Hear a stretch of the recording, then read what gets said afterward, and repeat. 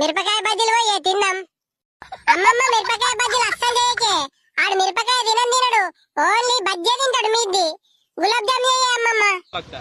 చే అమ్మమ్మ గులాబ్ జామ్ అద్దే, నోరంతా తీయ తీయ అవుతుంది అంటే అన్నం తినబుద్ధి కాదే. పప్పు షారు వేసుకొని మిరపకాయ బజ్జీలు అంచు కంటించుకొని తింటే కమ్మగత్తదే అమ్మమ్మ.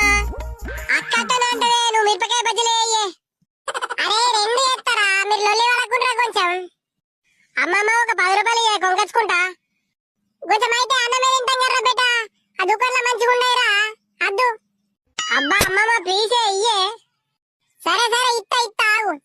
అరే వేస్ట్ ఫెల్లో, అమ్మ పైసలు అడగద్దన్నాయారు అమ్మమ్మని మళ్ళా అడుగుతున్నావు. నేను అమ్మకి చెప్తావు. నీ అమ్మ బక్క మొగం నువ్వు పుల్ల వేయడానికైతే ఫస్ట్ వస్తావే 10 రూపాయలు